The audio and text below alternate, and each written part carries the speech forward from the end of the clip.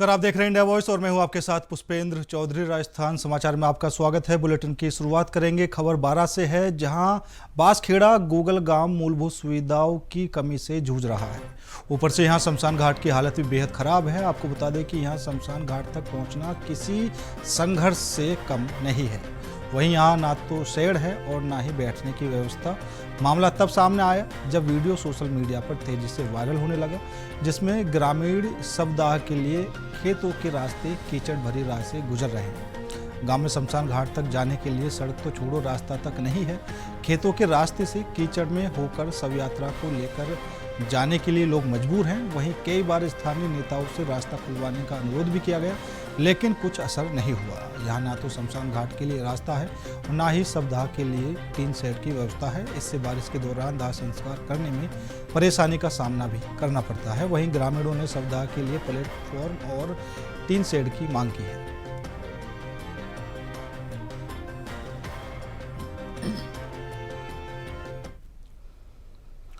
खबर झालावाड़ से है, जहां रविवार को विश्व आदिवासी दिवस के अवसर पर भील समाज के छात्रावास में एक कार्यक्रम आयोजित किया गया, जिसमें मुख्य अतिथि डूंगरपुर बांसवाड़ा से सांसद राजकुमार रोत, विधायक अनिल कटारा, विधायक थावरचंद दामोदर रहे। बता दें कि कार्यक्रम के बीच में ही भील समाज के लोग आपस में भिड़ गए, जिसके बाद कुछ देर के लिए माहौल तनावपूर्ण हो गया। पूर्व छात्र संघ अध्यक्ष अरविंद भील और उनके समर्थक कार्यक्रम में पहुंचे थे। इसी दौरान राजकुमार रोत के समर्थकों के बीच किसी बात को लेकर कहासुनी हो गई, जिसके बाद पुलिस प्रशासन के समझाने के बाद मामला शांत हुआ। उसके बाद भील समाज के छात्रावास से समाज के लोगों ने एक रैली निकाली, जो झालावाड़ के मुख्य बाजारों से होते हुए मिनी सचिवालय झालावाड़ पहुंची। रैली में भील समाज के हजारों की तादाद में महिला और पुरुषों ने भाग लिया।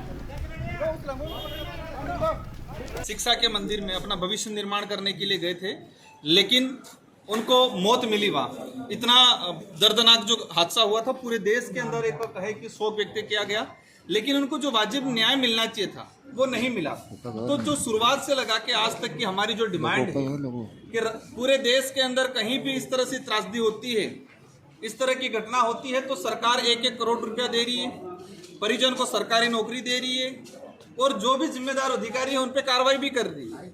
तो हमारी इसमें यही मांग थी कि परिजनों के पास न तो ढंग के अभी मकान हैं, कई परिजनों के पास पर्याप्त जमीन भी नहीं है। तो पूरे देश लेवल के हर समुदाय, हर व्यक्ति की यही मांग थी कि इस घटना में जो पीड़ित परिजन है, जिन बच्चों की डेथ हो गई है, इन बच्चों को 1 करोड़ रुपया मिलना चाहिए, सरकारी नौकरी मिलनी चाहिए, जमीन मिलनी चाहिए उनको, और जो जिम्मेदार अधिकारी है उन पे कार्रवाई होनी चाहिए। ये डिमांड थी। लेकिन सरकार ने बात करे, अभी कलेक्टर साहब से हमारी बात हुई, जिला प्रशासन ने अपनी पूरी प्रयास करके किया है, उनके लिए हम धन्यवाद देते हैं, उन्होंने किया, लेकिन सरकार ने अपनी तरफ से कोई नहीं किया। आज बीमा के तहत बीमे की बात हो रही है, वो स्कीम है, उस स्कीम के तहत 10 लाख रुपया, अगर ये घटना आम व्यक्ति भी, कहीं बच्चा मरता तो वो भी मिलना था। वो तो कई रास्ते में चलते हुए, कई एक्सीडेंट में, कई सांप काटने से या बिजली से कहीं भी डेथ होती तो भी मिलना था वो तो फिर सरकार ने क्या दिया इनको? क्योंकि सरकार की लापरवाही थी, प्रशासन की लापरवाही थी। तो सरकार से हमारी डिमांड है, और आज सारे पदाधिकारियों ने, सारे समुदाय के साथियों ने, और विशेषकर जितने जो इस इलाके के अंदर भील समुदाय की नेतृत्व करने वाले, उनके साथ जो भी साथी अन्य समुदाय के आए थे, सबने मिलकर डिसीजन लिया है कि 10 दिन के अंदर सरकार अगर इन बातों को नहीं मानती है तो आने वाले समय में बड़ा आंदोलन किया जाएगा। बीजेपी के प्रदेश अध्यक्ष मदन राठौर और केंद्रीय पर्यावरण मंत्री भूपेंद्र यादव ने अलवर के उदयनाथ धाम में वन विहार और वृक्षारोपण कार्यक्रम में भाग लिया। इस मौके पर दोनों नेताओं ने एक पेड़ मां के नाम और हरियालो राजस्थान अभियान के तहत पौधारोपण कर पर्यावरण संरक्षण के प्रति अपना संकल्प व्यक्त किया। मदन राठौर ने कहा कि एक पेड़ मां के नाम प्रधानमंत्री नरेंद्र मोदी का शुरू किया गया एक ऐतिहासिक अभियान है। यह हमें न केवल हमारी मातृभूमि के प्रति श्रद्धा प्रकट करने का अवसर देता है, बल्कि हरियाली बढ़ाने और पर्यावरण संरक्षण में भी सहायक है। उन्होंने कहा कि संगठन को मजबूत करने का काम केंद्रीय मंत्री भूपेंद्र यादव के द्वारा किया जा रहा है। राजस्थान में 2003 में बीजेपी की सरकार को बनाने में भी भूपेंद्र यादव की अहम भूमिका रही। वहीं केंद्रीय पर्यावरण मंत्री भूपेंद्र यादव ने पौधारोपण करने की अपील करते हुए कहा कि आप सब पेड़ लगाएं और बरगद के पेड़ की तरह समाज सेवा में समर्पित रहें। उन्होंने कहा कि इमरजेंसी के दौरान के जनसंघ के कार्यकर्ताओं के साथ बहुत अन्याय किए गए, अनेक यातनाएं दी गई।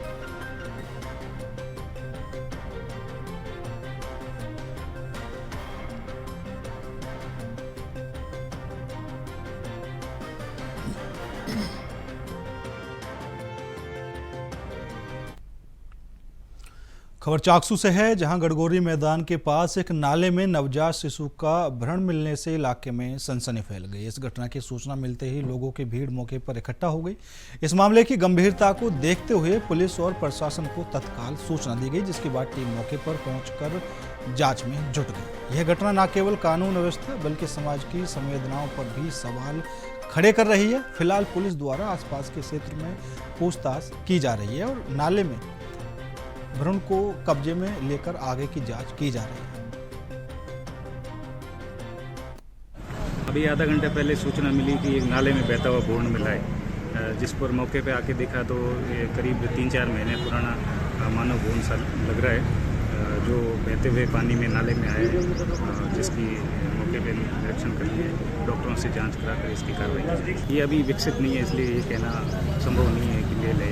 ये काफ़ी अल्पविकसित है, 3-4 महीने का है, ये भी हो सकती है घटना, और जिस तरह से इसकी जाँच की जाए। खबर डिडवाना से है, जहां प्रशासन और नगर परिषद की लापरवाही के कारण लंबे समय बाद भी बेसहारा जानवरों पर कोई लगाम नहीं लगी है। आपको बता दें कि शहर की सड़कों पर दिन भर बेसहारा गोवंश उत्पात और हुड़दंग मचाते रहते हैं, जिसकी चपेट में आकर आए दिन लोग घायल हो रहे हैं। वहीं हाईवे पर भी गोवंश के कारण सड़क दुर्घटनाएं लगातार बढ़ती जा रही हैं। इन दुर्घटनाओं में लोग असमय की मौत के आगोश में समा रहे हैं, वहीं अनेकों लोग घायल हो रहे हैं। आपको बता दें कि शहर की सड़कों पर खुले घूमते यह बेसहारा गोवंश जहां लोगों के लिए भारी परेशानी का सबब बने हुए हैं, तो वहीं यातायात में भी बाधा बन रहे हैं। लेकिन इन जानवरों की धरपकड़ करने में नगर परिषद प्रशासन पूरी तरीके से लाचार साबित हो रहा है। जानवरों के कारण पहले भी कई दुर्घटनाएं हो चुकी हैं, बावजूद इसके स्थानीय प्रशासन और नगर परिषद इस ओर बिल्कुल भी ध्यान नहीं दे रहा है।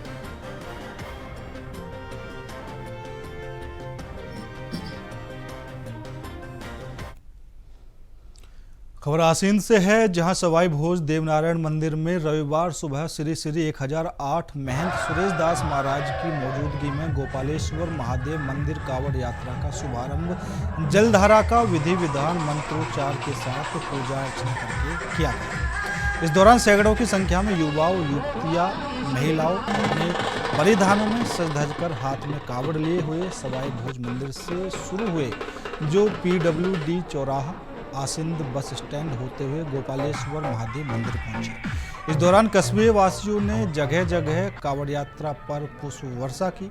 मंदिर परिसर में गोपालेश्वर महादेव के पुजारी शंकर लाल शर्मा द्वारा मूर्ति का विशेष श्रृंगार किया गया। फिर महाआरती के बाद प्रसाद वितरण किया गया। इस मौके पर सवाई भोज महंत सुरेश दास महाराज, पुजारी कुपाराम गुजर, आसिंद हुरडा विधायक जगन सिंह के साथ काफी लोग मौजूद थे।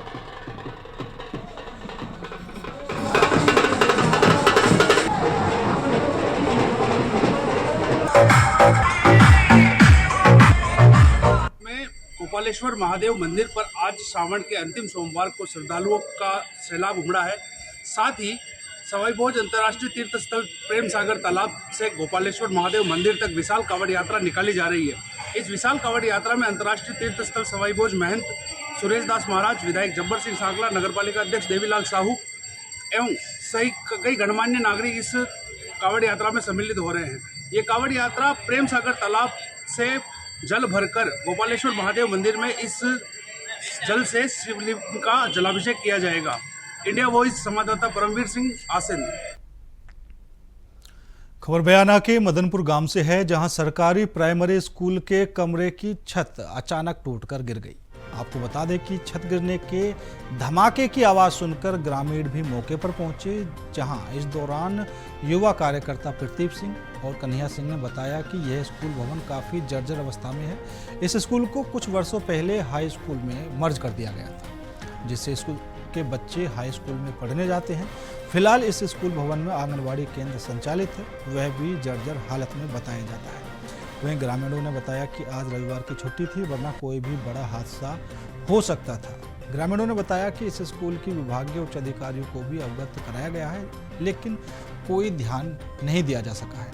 वहीं ग्रामीणों ने सुझाव दिया है कि गांव में पशुपालन विभाग का अस्पताल खोला जाना है, जिसके लिए बिल्डिंग की तलाश भी की जा रही है। जो भी अधिकारी आते हैं बस अपना टाइम पास करके चले जाते हैं ऊपर से अधिकारी विजिट करते हैं तो विजिट तो करके जाते हैं, बट स्कूलों को देख रेख नहीं है। तो इतना है, इतनी लापरवाही गवर्नमेंट की बराबर नहीं है। और इसमें आंगनवाड़ी भी चलती है। इसमें आंगनवाड़ी भी यहाँ पे सामने जो आपको एरिया दिख रहा है इसके अंदर आंगनवाड़ी चलती है। गर्भवती महिलाओं के लिए पोषाहार वितरण होता है। अगर आज ये घटना किसी ये छुट्टी होने के कारण ये हुआ है, अगर ये ही रेगुलर डे का अगर काम होता, कोई बच्चा अगर दब जाता तो उसका जिम्मेदार कौन होता? झालावाड़, जैसलमेर, वही कंडीशन आज मदनपुर में।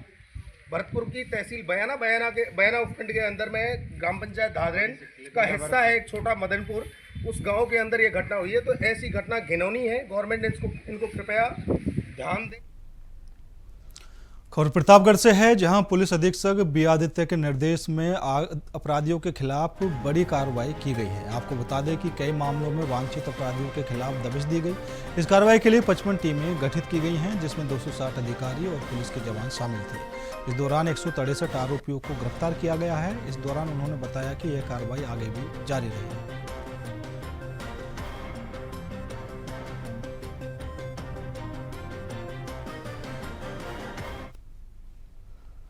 खबर अजमेर के नसीराबाद से है, जहां सावन महीने के आखिरी सोमवार को शहर के शिवालयों में हर हर महादेव जय ओम शिवकारा की गूंज सुनाई दी। आपको बता दें कि सुबह से ही मंदिरों में काफ़ी ज़्यादा भीड़ देखने को मिली। वहीं इसी मंदिरों के साथ अन्य मंदिरों पर भी भक्तों का तांता लगा रहा है। सावन महीने के आखिरी सोमवार के दिन शिवलिंगों का दूध जल से अभिषेक किया गया। वहीं पुष्प, बेलपत्थर और धतूरे से सजोकर महाआरती भी की गई। इस दौरान मंदिरों में घंटी, घड़ियाल, शंख और झालर के बीच भोलेनाथ के उद्घोष से माहौल भक्ति में बना। देश में जो खुशहाली है, राजस्थान में जो खुशहाली है, खूब अच्छी भोलेनाथ ने के आशीर्वाद से बरसात हुई है। और आज सावन का अंतिम सोमवार है, तो आज तो शिवालयों पे जगह जगह भीड़ है, कांवड़ यात्राएं निकल रही हैं। तो दूध से स्नान, दही से, जल से, गन्ने के रस से, घी से, विभिन्न प्रकार की भोलेनाथ की पूजा अर्चना की जा रही है, ताकि हमारा अजमेर जिला, नसीराबाद, राजस्थान बहुत खुशहाल रहे। यही भोलेनाथ से अंतिम सोमवार है, तो भगवान भोलेनाथ के जो मंदिर है वहाँ पर हमने जल चढ़ाया। आज भगवान भोलेनाथ सब पे कृपा रखे और उनके जीवन में हमें कुछ खुशहाली आई। भोलेनाथ जी को 10 जल चढ़ा कर शस्त्र का कार्यक्रम किया गया और भगवान को भोग लगाया गया। खबर बांसवाड़ा से है, जहां एक निम हकीम की लापरवाही के चलते एक महिला की मौत हो गई। परिजनों के अनुसार महिला को सीने में दर्द की शिकायत के बाद दवाखाना ले जाया गया, जहां संचालक ने बिना किसी जांच के ड्रिप चढ़ा दी, जिसके कुछ देर बाद महिला की तबीयत बिगड़ने लगी। तब डॉक्टर ने इलाज से इनकार कर दिया और सरकारी अस्पताल ले जाने की बात कही। हालत गंभीर होते देख परिजन महिला को छोटी सरवन के सरकारी अस्पताल ले गए, जहां से उसे रेफर कर दिया गया, जहां रास्ते में ही महिला ने दम तोड़ दिया। इस दौरान परिजनों का आरोप है कि डॉक्टर की लापरवाही से महिला की जान गई है। परिजनों ने नीम हकीम के खिलाफ FIR दर्ज कर कानूनी कार्रवाई की मांग की। मैं आपकी बात पर विश्वास कर रहा हूँ, भाई हो सकता है उसको चलाया होने। अभी सूरज मित्र भांडी निवासी होटल ने रिपोर्ट दी है कि मेरी माँ का इलाज हेतु मैं छोटी सरवन लाया था, जहाँ पर गांधी का क्लिनिक था, उमंग गांधी का, जहाँ ले गए थे। बोतल चढ़ाई थी, बोतल चढ़ाने के बाद चक्कर उतर से आए और मैं वापस उन्होंने छोटी सरवन रेफर कर दिया। छोटी सरवन से बांसवाड़ा रेफर किया। रास्ते में उसकी मृत्यु हुई और उसको ला के मोर्चरी में रखा है। मेडिकल बोर्ड से उसका पोस्टमार्टम करा रहे हैं। जैसी भी होगी उसकी कार्रवाई की जाएगी। सर, ये कल दिनांक 3/8/2025 की बात है, करीब 3 बजे की बात है। थोड़ा सा शरीर में वीकनेस हुआ, कमजोरी हुई, तो उन्होंने कहा कि भाई हम थोड़ा एक बोतल चढ़वा लाते हैं। तो गाड़ी पे बैठ गए ने। वो छोटी सरवन कोई उमंग एस गांधी करके निजी क्लिनिक चलाता है, जोला छाप डॉक्टर है, उसके वहाँ गए तो उसने बिना जांच किए सीधा बोतल चढ़ा दिया। करीब 10 मिनट वो बोतल की जो दवाई थी वो शरीर में गई। उसके बाद में अचानक से वो बेहोश हुए। बेहोश होने के बाद बोलना ही बंद कर दिया। आनंद फानन में डॉक्टर घबरा के हमारे को कहने लगा कि इसको तो सरकारी अस्पताल ले जाओ, सरकारी अस्पताल ले जाओ। हम तो घबरा गए और जैसे तैसे हम टेम्पो निजी किया, वहाँ से छोटी सरवन CSC हॉस्पिटल ले गए। CSC हॉस्पिटल जाने का डॉक्टर ने इलाज किया। इलाज करने पर ज्यादा उसकी सीरियस हालत थी तो बांसवाड़ा के लिए रेफर किया। तो बांसवाड़ा आए, तब तक तो उसको मर गए थे और यहाँ डॉक्टर ने इलाज कर बताया कि ये तो मृत्यु हो चुकी है, अब कुछ नहीं हो सकता बताया। और अभी उस संबंध में हमने कल शाम को 7:30 बजे ही थाने में उस जोला साहब डॉक्टर उमंग एस गांधी के विरुद्ध कार्रवाई के लिए, कानूनी कार्रवाई के लिए रिपोर्ट दर्ज कर ली थी, लेकिन संबंधित थाना अभी तक हमारी एफआईआर उपयुक्त के विरुद्ध नहीं करी है, जिसको लेकर मोर्चरी में हम खड़े हैं। हम चाहते हैं कि हमें आपके चैनल के माध्यम से मुझे उम्मीद है कि हमारे को जरूर न्याय मिलेगा और एफआईआर दर्ज होगी, उसके बाद में हम हमारे। सावन के अंतिम सोमवार को डींग जिले में शिवालयों को रंगीन लाइटों से सजाया गया है। इस दौरान शिव भक्तों की भीड़ उमड़ी रही। वहीं शिव भक्तों ने अपने आराध्य देव भगवान भोलेनाथ का जलाभिषेक किया, तो वहीं तिल, शहद, आक, धतूरा, भांग, सफेद और गुलाब के पुष्प और फल चढ़ाकर पूजा अर्चना की।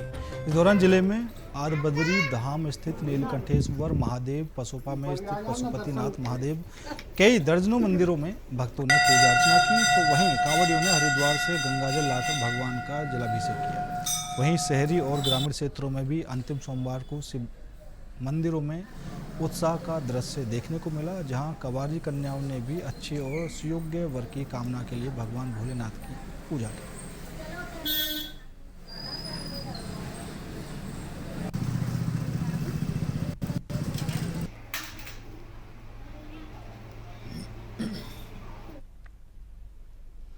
खबर डींग से है, जहां व्यापार समिति की बिल्डिंग क्षतिग्रस्त है। समिति के अध्यक्ष हरगोविंद ने कई बार दुकानदारों को नोटिस के जरिए दुकान खाली करने को कहा, मगर किराएदार दुकानों को खाली नहीं कर रहे हैं। बरसात के मौसम में कभी भी कोई बड़ी दुर्घटना हो सकती है।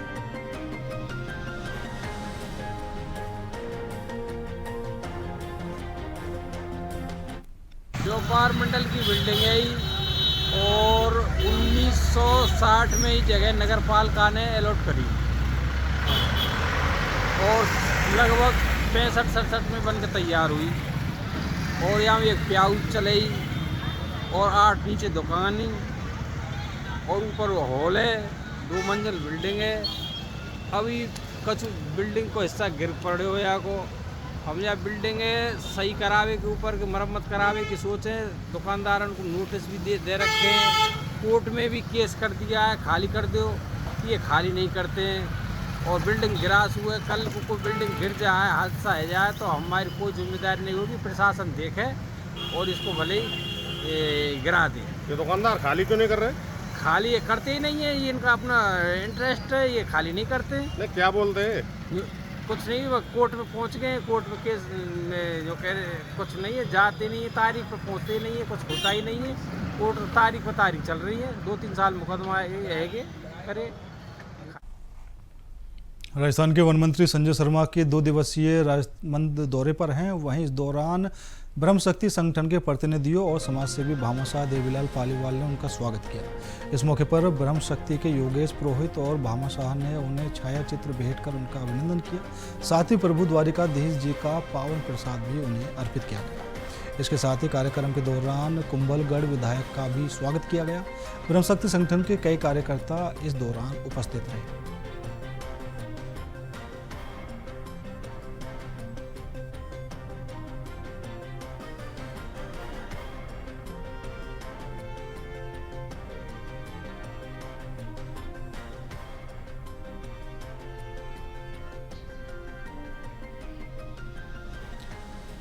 तो वन मंत्री राजमंद दौरे पर रहे, जहां पर शक्ति संगठन के कार्यकर्ताओं ने उनका स्वागत किया और तस्वीर देकर उनका अभिनंदन किया। तो वहीं शक्ति संगठन के काफ़ी कार्यकर्ता वहां पर मौजूद रहे और उनका अच्छे से स्वागत किया।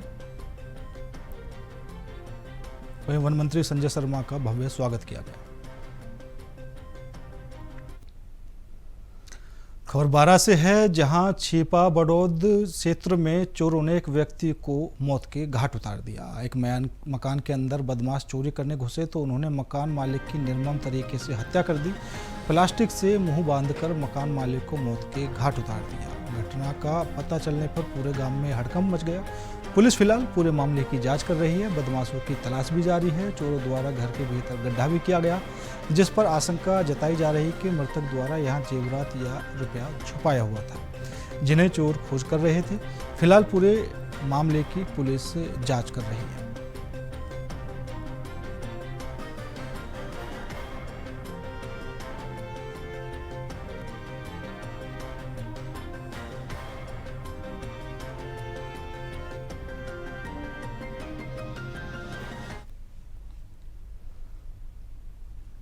खबर राजगढ़ से है, जहां मालगाड़ी की चपेट में आने से 30 वर्षीय युवक गंभीर रूप से घायल हो गया। कमलेश कुमार मीणा ने बताया कि उसका छोटा भाई यादराम मीणा फोन पर बात कर रहा था, तभी विजयनगर नीमला के पास रेलवे फाटक 146 पर मालगाड़ी की चपेट में आने से वो घायल हो गया, जिसे राजगढ़ अस्पताल भेजा गया, जहां से उसे गंभीर अवस्था में अलवर रेफर कर दिया गया। डॉक्टर ब्रजेंद्र मीणा ने बताया कि नीमला गांव के पास ट्रेन की चपेट में एक व्यक्ति आ गया था, जिसे राजगढ़ चिकित्सालय लाया गया है, जहां से प्राथमिक उपचार के बाद अलवर रेफर कर दिया गया।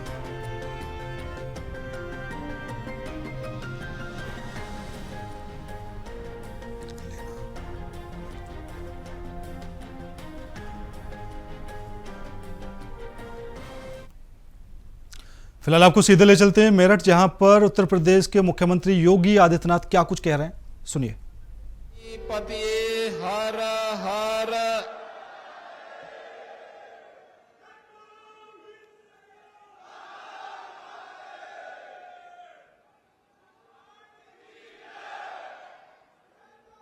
मेरठ के अंदर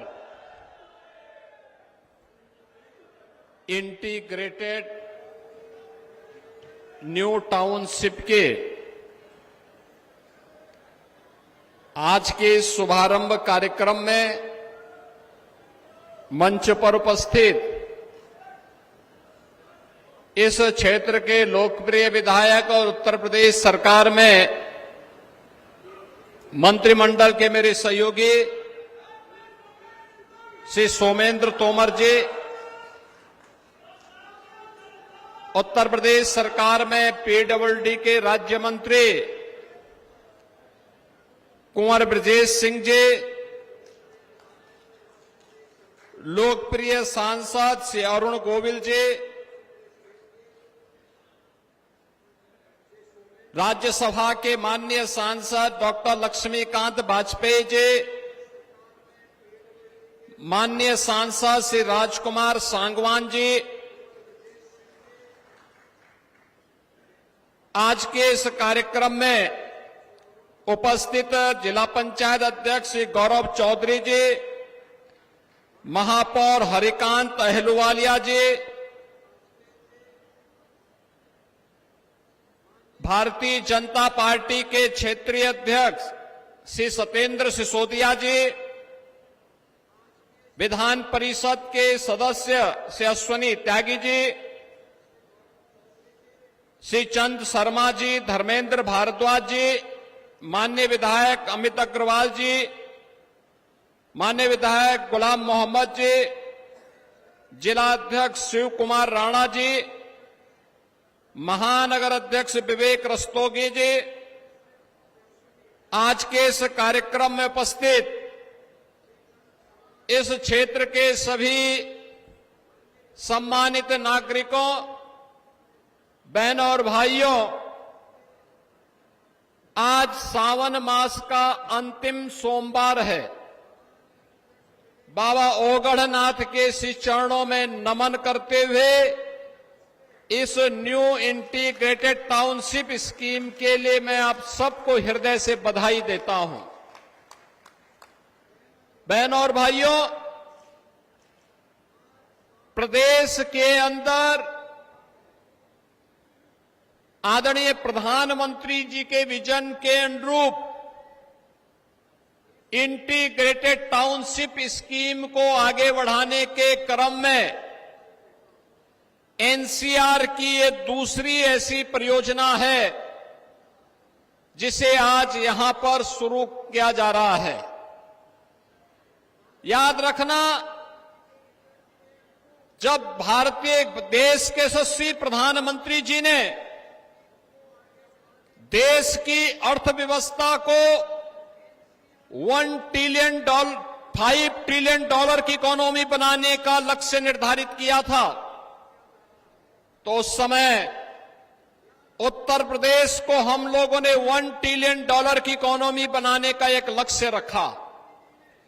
$1 ट्रिलियन की इकोनॉमी के लिए आवश्यक था कि हम अर्थव्यवस्था को गति प्रदान करने के लिए किए जाने वाले प्रयासों को एक नई गति दें, और अर्बनाइजेशन उसका एक नया माध्यम था।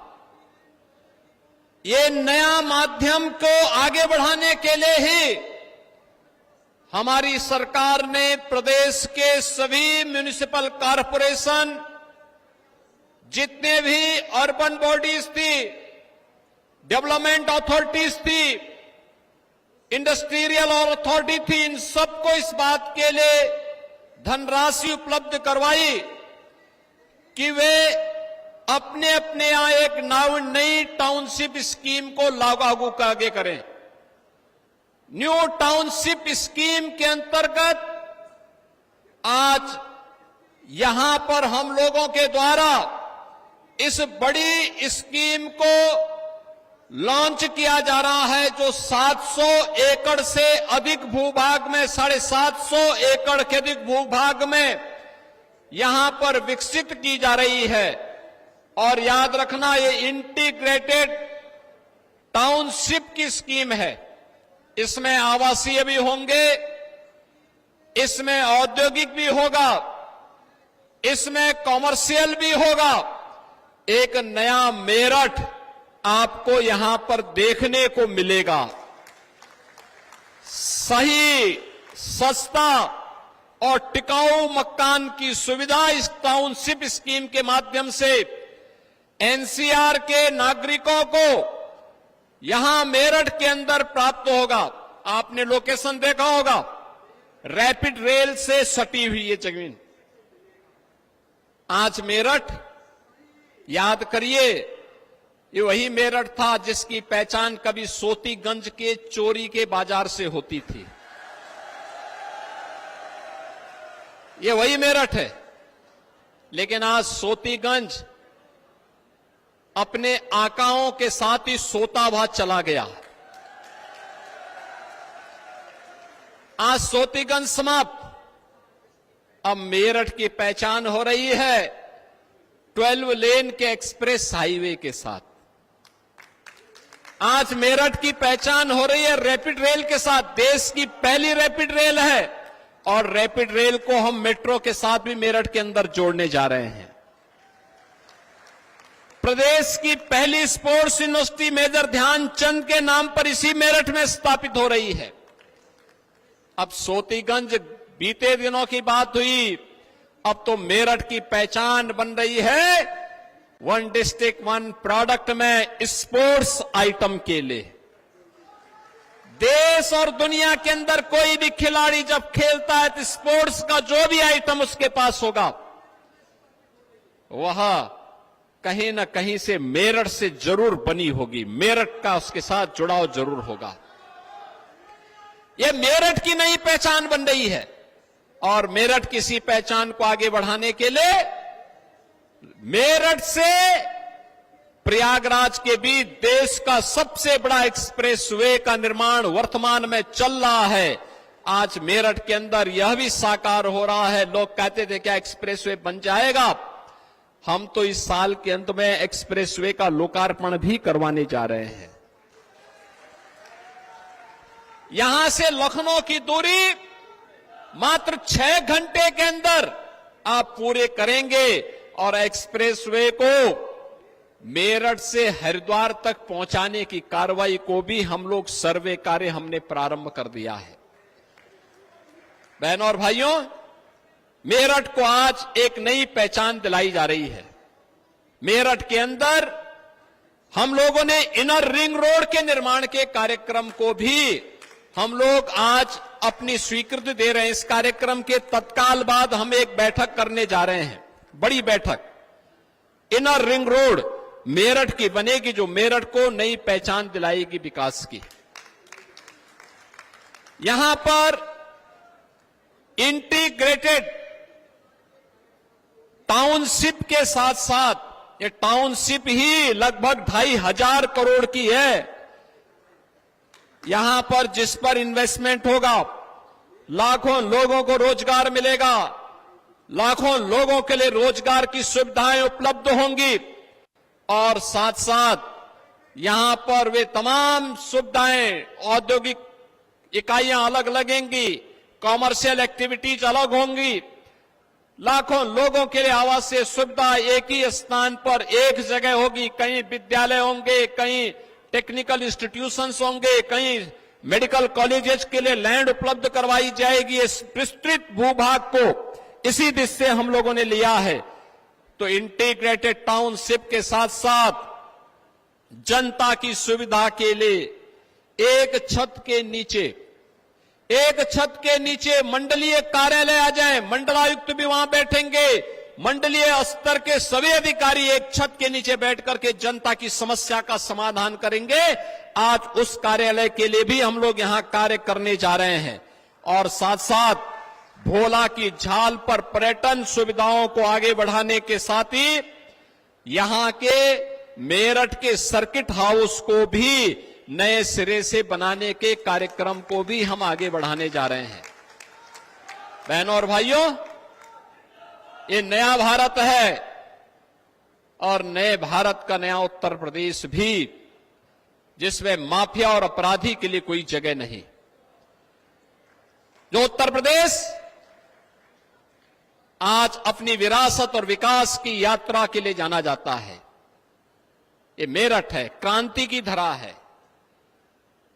बाबा ओगड़नाथ की कृपा से 1857 में देश की आजादी का प्रथम बिगुल यहां पर फूंकने का काम धन सिंह कोतवाल जी के नेतृत्व में इसी धरा ने प्रारंभ किया था। याद करिए यहां के क्रांतिकारियों के बलिदान को, जो लोग जाति के नाम पर बांट करके सामाजिक ताने बाने को छिन्न भिन्न कर रहे हैं, ये सब समाज के दुश्मन हैं। ये लोग दीमक की तरह समाज को खोखला कर रहे हैं। इनसे सावधान रहने की आवश्यकता है। याद रखना, आज ये विकास इसलिए हो पा रहा